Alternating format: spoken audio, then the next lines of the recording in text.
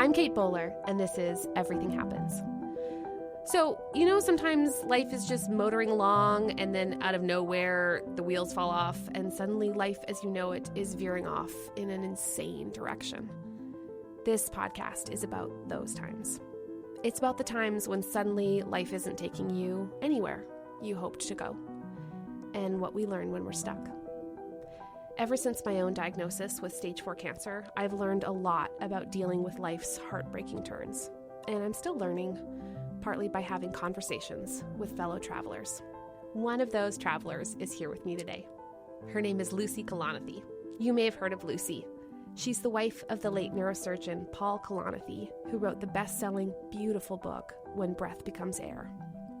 Paul died of cancer at 37 before he could finish the book, and Lucy carried this incredible manuscript to publication. So Lucy knows what it's like to have this sudden shift off of the life she hoped for. And I wanted to talk to her about what she learned in the process, especially what she learned about love. It is so good to see you here today. Thanks for having me. So your life with Paul is an amazing love story. What made you fall in love with him in the first place? So Paul and I met in our first year of medical school, and he fell in love with me at first sight. What? That's what he said. That's awesome. And then I knew he was the smart, intellectual guy in our med school class, but I realized about 3 weeks into school that he had a fake mustache on his medical student ID. Stop it. Isn't it great? And he'd been a comedy writer in college, and I had no idea how funny he was, and pretty irreverent and just thoughtful and alive. And so I fell in love with him quickly. I love the stupid things. Like, I realized I loved Tobin when I saw that he was wearing like a tank top that was way too loose at the front. And every now and then he would sort of look down and notice and then forget he was wearing it. Like, it's funny how you just fall in love with like the stupid little things. Mm-hmm. So what are some of the things that you came to love about him once he was sick? So Paul, when he was sick, really retained this sort of sparkly, wry sense of humor. And I think one of the things I loved the most was thinking back on a number of conversations we had and just how morally clear he was and how thoughtful he was about living despite being right up against suffering and dying. And there was a conversation we had that was really important and crystallizing when we were talking about whether to try to have a child despite his illness or in the setting of his illness. And I was really worried about his experience and what it would mean to, have a child who likely wouldn't remember him and have to cope with that joy knowing he was leaving it behind. And so I asked him really directly and said, I'm worried about you, and I'm worried that having to say goodbye to a child will make dying more painful. And he looked right at me and said, wouldn't it be great if it did? And that idea of really willingly taking on this really profound experience that for everybody, sick or not, is full of joy and full of uncertainty and maybe full of pain, was just so beautiful. And it was like he really had this sense of what it means to be alive, and he kept that. And then the other thing was he was so nice to me. He was really? I mean, like, even the thing of saying, I want you to remarry, it's just like, that is the most crushing, heartbreaking thing to say to your spouse. But it's so thoughtful. It's like really saying, I'm willing to talk about this out loud. I'm willing to acknowledge what's going on. I really care about what's happening to you. It's just so profound and beautiful and generous. And it's like, I love you beyond who you are with me. Oh, gosh. I mean, like, that's an intense love.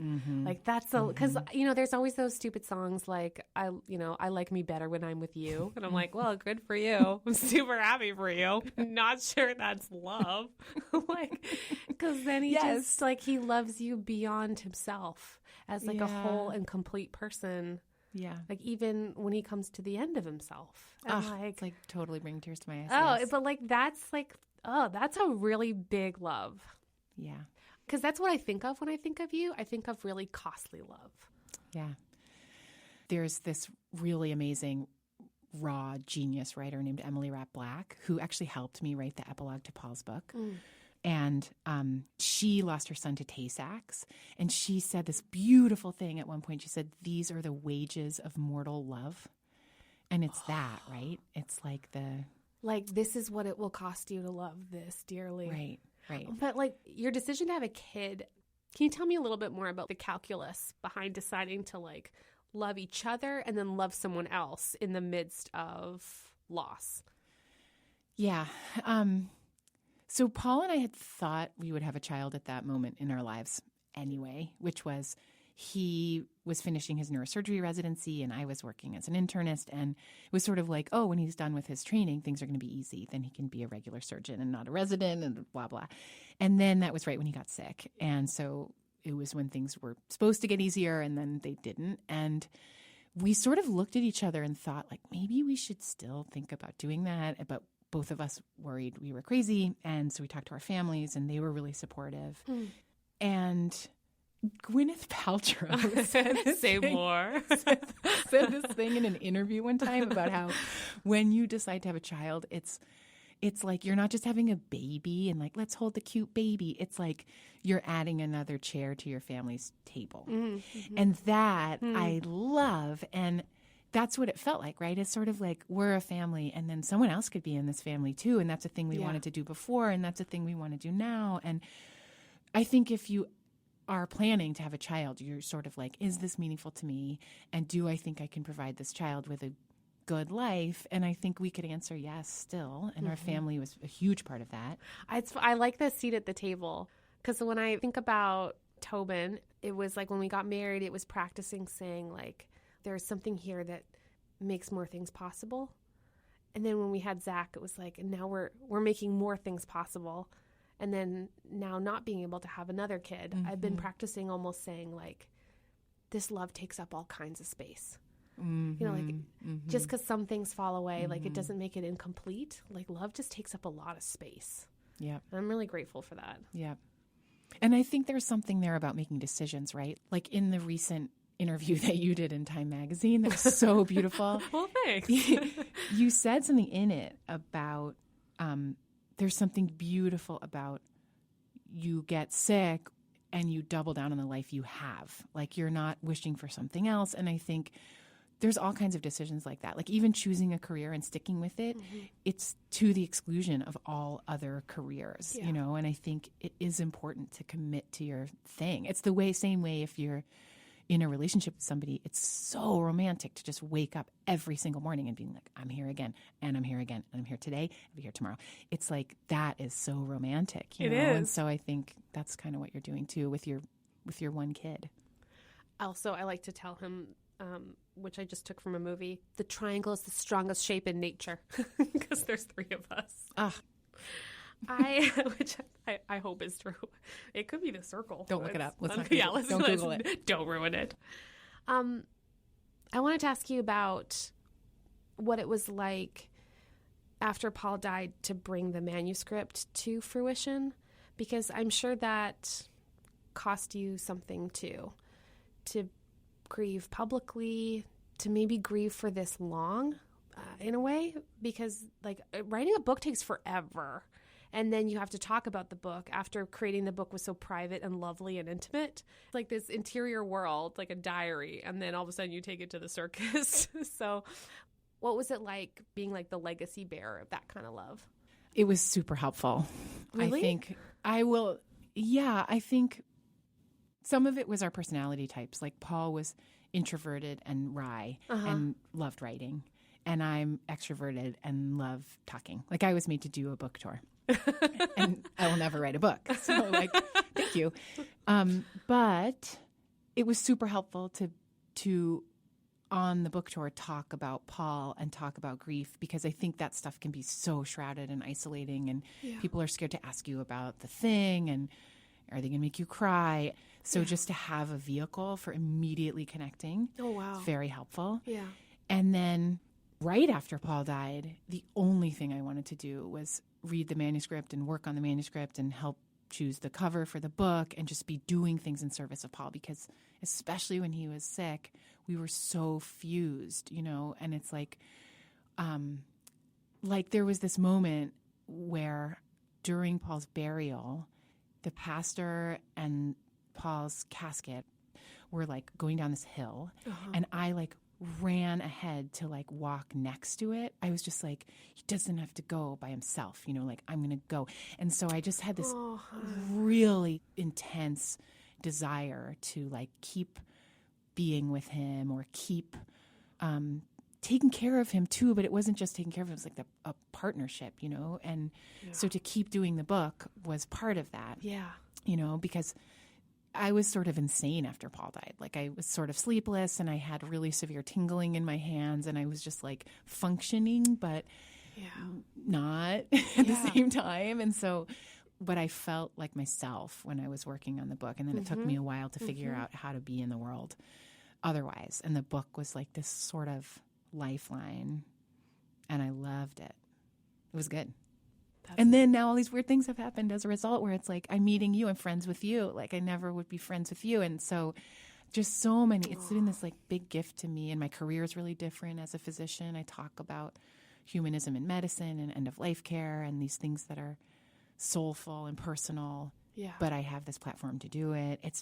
I think Paul would be really excited to see how it turned out, obviously. Yeah. Well, I was so glad you used the word crystallized before. He has such a crystallized writing. I mean, it's the way, diamonds are made. You can see all the pressure that created that much beauty and clarity about life and its meaning and the significance of time. And it just oozes with love, so much love for you. And one of the things that helped me process was, I've just always been afraid that I'm going to be the thing that happens to everyone. And it was helpful to see you seem grateful. Yeah. For how much it cost you. Oh, yeah. I would do it again in a second. Yeah. Yeah. I get a lot of letters from people where their person left in the middle of it. I mean, you stayed, you doubled down. Do you remember how you did that math in your mind about loving someone, even though you could tell at the front end, this is going to hurt? So Paul and I got his cancer diagnosis by looking at his CT scan ourselves, because he was getting the medical care and workup at the hospital where we worked. And so he just logged in to the computer. Unbelievable. And then you're scrolling up and down through the CT images, and it was so obvious there were tumors in his lungs, and his spine was partially deformed by tumors. And it was totally wordless looking at this screen. And I just remember, I think I literally thought, I was I will hold him as he dies, or I will be there when he dies, which, if you marry somebody, it's hopefully that's the case, right? You literally say it in your wedding vows. But I think the more present that idea gets, it's wow. It is a reaffirmation of what you're doing. I was this turns out this is the thing. Yeah. This is the event of our life. Yeah. This is the thing we're going to do. And the crazy part was, Paul and I hadn't been communicating that well right before that. He was working 90 hours a week, and we were both working hard and trying to figure out what we were going to be doing after residency. And it was this really intense time. And I think the cancer diagnosis was a nutcracker. And it got us back into the soft, nourishing meat of our marriage. And I don't think it's as simple a narrative as and then we got cancer and everything was great and it saved our marriage. But it's it was cementing. And I think, I think this kind of stuff, you were alluding to with these people who left, is it can drive you apart, or it can bring you closer together. And I think, or whatever, and I think some of that does have to do with communicating and then being willing to be a witness. Yeah. Yeah. I think if I asked Tobin, he would cite the day of my diagnosis as the day he knew I really loved him. Why? Because he said, I just looked at him with so much love.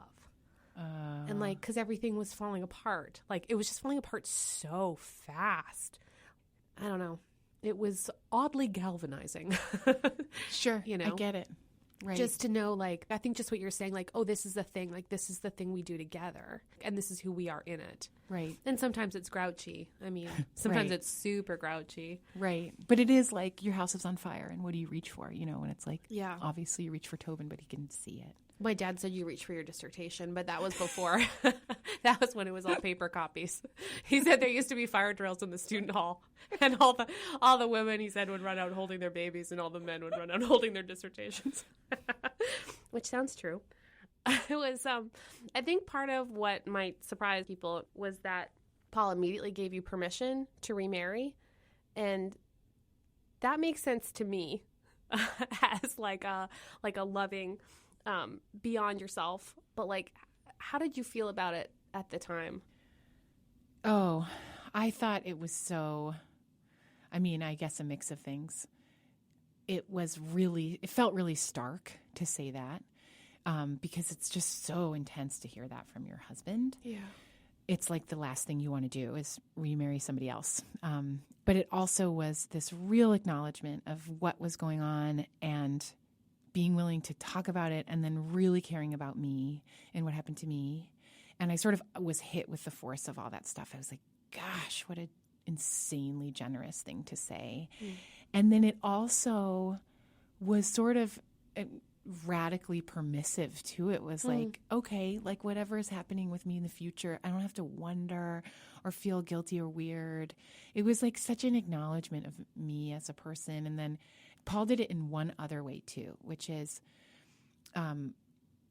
thinking about, so we were making advanced directives, we're talking about medical care, and it's like, okay, I feel like one of the big moral questions of our time in American modern medicine is like, how do we use the technology we have wisely and judiciously, and, you know, CPR or life support machines. It's like, if you're really, really sick, they don't necessarily help you, and they might make you feel worse or suffer more.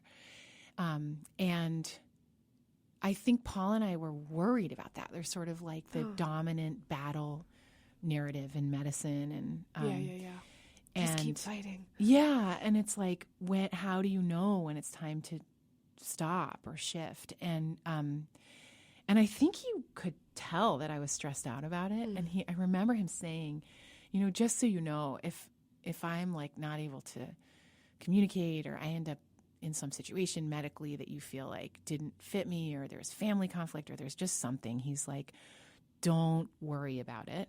He's like, it's okay. You know, like absolving me of like feeling responsible. And then he said, and also, the last day of your life is not the sum of your life. The sum of your life is the sum of your life.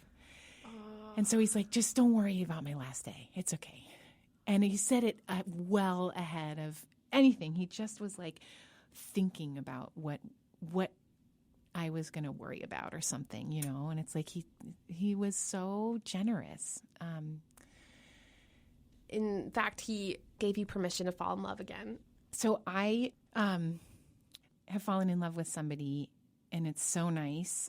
And I'm like utterly convinced that if Paul were to meet John, he would like him, and he would also punch him in the face. First, there'd be a homicide. Yes. And then there'd be a resurrection. And then there'd be like shaking his hand and being like, well done. Well done. Good job. Yeah. Welcome. Good choice. John recently said, I feel like I'm starring in a romantic comedy that I like would not buy a ticket for because it's too implausible. That's awesome. So now, having fallen in love, and I have this other family in our lives now, which is John and his two children, Freddie and Benny. John's a widower, and his late wife was a writer. And I initially fell in love with her and didn't really know anything about him, but I loved her writing, and her name was Nina Riggs. And she died of breast cancer and wrote a memoir called The Bright Hour, and a really beautiful essay in the New York Times called When a Couch is More Than a Couch. And I briefly communicated with her when she was sick, and then I wrote a blurb for the cover of her book. Love it. Which I've only done 3 times total, including for you. And she also was able to crystallize some of those really poignant, painful, beautiful things, the way that I feel like you can and the way that I felt like Paul could. And I hemmed and hawed about writing to her when I knew she was in hospice. Sure. And her literary agent had told me, and this mutual friend we happen to have had told me. And was like, oh, can I really write to her? What am I going to say? And I just wrote this tiny little short email about how I was her fan forever. And I was like, she can ignore it if she wants. And, even having been through a thing, it's like I had to Google how to write a condolence card. It's not like you don't get less awkward. So I wrote to her, and then her husband wrote back and said, Nina's too sick to manage her email, but she wants to know whether I can contact you for support. And I'm also going to have to do a book tour in the wake of Nina dying. And so I was like, yeah, sure, contact me. And Nina was sort of like the character reference for John. Yeah, and then I started writing to John, and we wrote for like 2 months straight, really frequently, about grief and about everything, especially about putting your life together after somebody dies, and how do you figure out how to go on without somebody and also with them at the same time, because of missing them and loving them forever. And then we fell in love as we were talking about that stuff, which seemed insane. I was like, don't fall in love with me. Don't put your thing on me. Be careful, and both of us are going to get hurt, and you're insane. But then he is just so charming and smart and astute and great. I'm just processing how many things you have in common. Mm-hmm. But that's the thing that's actually the weirdest is then independently of that, I think we're a really good match. Really weird. It's sort of like a weird coincidence. And I'm really different from Nina, apparently. And he's really different from Paul. And it's funny. It's so weird. And it's like, I think all four of us, share some of the same values. And I don't know. It's weird. It's like we're in a relationship and it's a foursome and two people are dead. It's really wild. It's really interesting. And it's also, I feel super lucky that I could get to know Nina through the book and he could get to know Paul. Yes, it's just bizarre. Yeah. And then, there's all this other new stuff to navigate. Like I have my daughter and he has two sons. And, yes. But you're connected by love. Like you're all connected by different kinds of love. And love that reaches into the past, love that reaches into the future. It's wild. I think maybe the bit about the kids is, for me at least, it's the most creative, hopeful place I find for making space for love in my life. Those kids also just have beautiful, important needs and insane narcissism, right? Because every kid is totally narcissistic. When John and Freddie and Benny came to visit us at our house, Paula had an Xbox One, and he played it a lot when he was sick. He played FIFA and this other weird fantasy thing. And Freddie, who was 10 at the time, John's son, was like, could we play the Xbox? And also, is there any way we could have it? Because if Paul's not using it, maybe we could have it. And I was like, well, he's not using it because he died. So we could talk about that. And Freddie's like, I'm so sorry. I didn't mean to say it like that. But it's like what you just said. Yeah. It's I'm 10 and I'm really sorry. I'm sorry your person died. And yeah. And also I want this Xbox. You described this moment in the backseat of a car. Can you remind me of what happened? Okay. So I had this moment kind of recently where we were spending time with their family, and in the backseat of the car were Katie, my daughter, and Freddie and Benny. And in the front seat, it was me and John. And Katie, apropos of nothing, that earlier that evening had said, eat the poop, which is so rude if you're 3. Yeah, that's forbidden. Ultra rude. And so I kind of laid the smack down. And I was like, you are not allowed to be rude. And then she said it again in the car on the way home. And I was like, you are allowed to make noise in a tunnel. We have a rule in our family where you need to be quiet and respectful in the car, not distract the driver, unless you're in a tunnel. And then you can make any noise you want, only in the tunnel. So I said, you can say it in the tunnel if you choose to. So we go through a tunnel a little while later. And Katie and Benny are like, eat the poop in the tunnel. It's now evolved to saying, drink the pee. But I kind of lost it in the car because I thought it was really funny and charming. And John was getting kind of mad. And then finally John got overwhelmed and was like, eat the poop, and yelled it really loud, and the children lost it. And it just was this moment of like ridiculous levity. And I was like, this is not what we thought our lives would be, like any of us sitting in this car together. But it was one of the most joyful moments of my whole life since Paul died, certainly. And it was like the mix of just unexpected and absurd and really joyful and like that's it. We're doing it. Like new things. Yep. Drink the pee. Thank you so much for talking with me today. You really are the best. I loved it.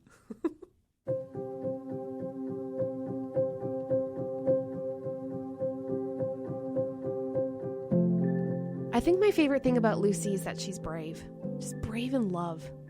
Wasn't that such an amazing conversation that Paul and Lucy had about having a baby? She said, if we have a baby, wouldn't it make dying harder? And he said, wouldn't it be great if it did? I'm in a really weird place right now because I have to make really unusual calculations about how I should live because of my unusual health situation. So I have a stage 4 cancer diagnosis and my treatments have been good, but it means that I'm in this 3-month liturgy where every 3 months I go in and they put dye in my veins and they measure to see whether the tumors are growing. And if the tumors aren't growing, then they smile and they schedule another scan, which means that my life takes on this 3-month rhythm. I live for 3 months and I take a deep breath and then I hope to start all over again. And I will probably do that for the rest of my life. It means that I have to make very calculated decisions about how I spend my time. Like, what should I care about? What matters if everything hangs in the balance? And this conversation with Lucy gave me a new, beautiful way to think about how to make hard choices. Is it beautiful? Is it brave? If I were to love it, would it hurt like hell to leave it? Well then, good.